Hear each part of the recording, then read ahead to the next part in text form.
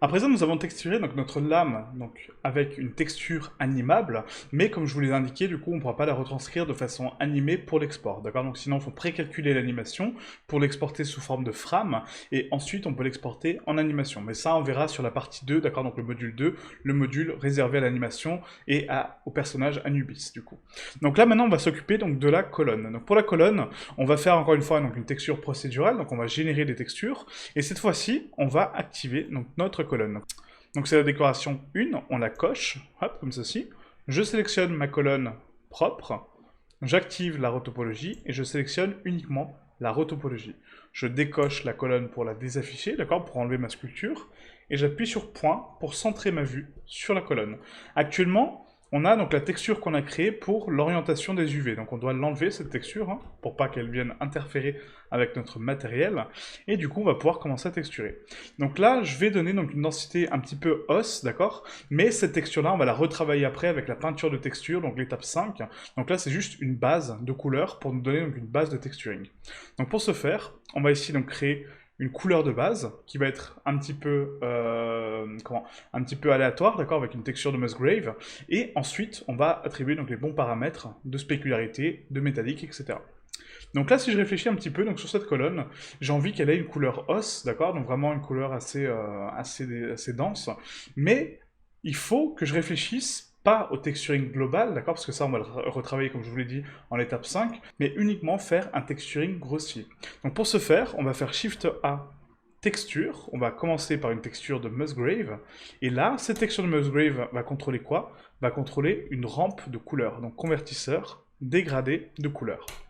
Ici, sur ce dégradé de couleur, je vais définir donc mes tons clairs, mes tons moyens et mes tons foncés, qui vont être contrôlés par quoi? Rappelez-vous, par une texture de Musgrave, puisque ici j'ai un facteur d'influence, une valeur de 0, c'est complètement noir, une valeur de 1, complètement blanc, une valeur moyenne, complètement gris. D'accord? Donc si je lui indique que le contrôle de ce slider est fait par une texture, actuellement ma texture ressemble à quoi? Elle ressemble à ça, donc des tons noirs, blancs et gris, bah du coup ça va me donner les valeurs correspondantes. Donc là je le raccorde en mon dégradé de couleur, CTRL-SHIFT, clic gauche, et ça me retranscrit parfaitement ma texture, puisque je lui donne les mêmes informations, d'accord?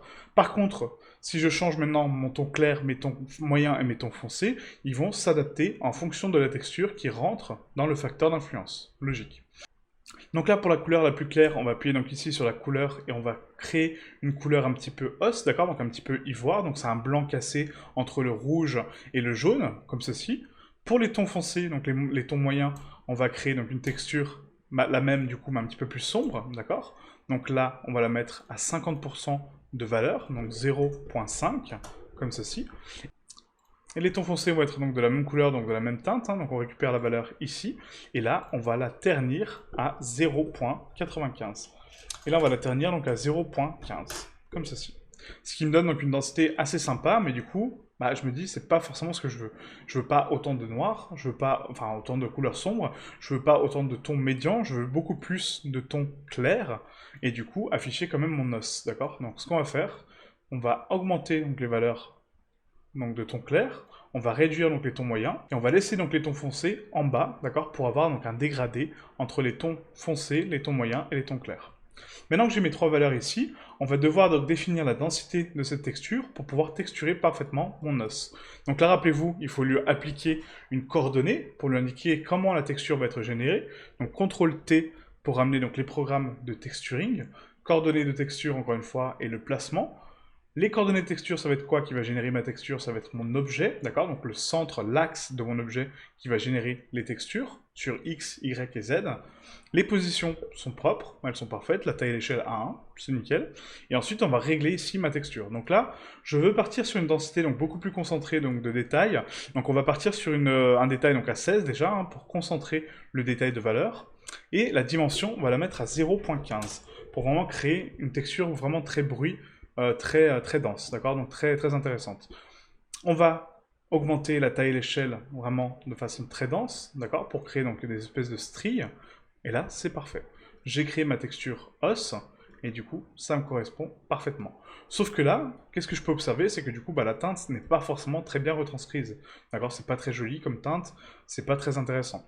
Je me rends compte aussi que ma teinte est un petit peu trop claire en fait, hein, voilà, ça fait trop peau, donc ça me convient pas des masses, hein, l'ivoire est quand même beaucoup plus blanc que ça, donc du coup on va partir plutôt sur des teintes jaunes, voilà, un petit peu plus jaunâtre vert, voilà, entre les deux, et là pareil, hein, d'accord, donc là c'est vraiment subjectif, mais moi ça me plaît mieux comme ça, d'avoir des teintes un petit peu plus claires, un peu plus jaunâtres, hein, voilà.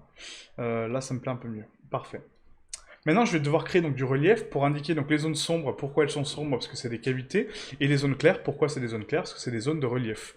Donc pour ce faire, on va convertir la texture qu'on a créée en valeurs noires et blanches. Sauf que ces valeurs-là, je les ai déjà ici. Mes valeurs noires sont les creusements, les valeurs blanches sont les reliefs, c'est parfait, c'est pile ce que je veux.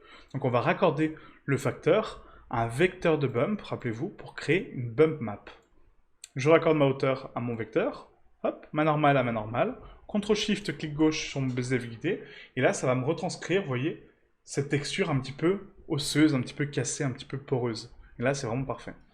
Donc je vais raccorder ma couleur maintenant à ma couleur de base, parfait, il va me retranscrire ma texture, et là vous voyez, je commence à avoir quelque chose d'intéressant. Je commence vraiment à avoir quelque chose de vraiment sympa. Par contre, je me rends compte que mon relief est quand même très dense, on dirait plus de la pierre que de l'os. Donc je vais réduire les valeurs, encore une fois, hein, de la distance, qui sont beaucoup trop fortes. 0.1 pour la distance, 0.35 pour le relief. Je récupère un peu de relief, ma teinte est propre. J'ai quand même de la rugosité, un petit peu de cassure, d'accord, au niveau de l'os. C'est parfait. Maintenant, j'ai envie de combiner une deuxième texture, donc une deuxième texture procédurale que je vais générer, mais pour rajouter encore plus de détails à ma bump, d'accord? Donc on va mixer deux bumps, chose qu'on n'a jamais vu encore. Comment mixer deux bumps ensemble? Donc on a deux solutions. Soit on mixe donc les textures ensemble, on les rajoute l'une sur l'autre et du coup on les met en raccord à la fin, ou soit on mixe deux valeurs de bump qu'on va raccorder à la normale. Donc là c'est ce que je vais vous montrer.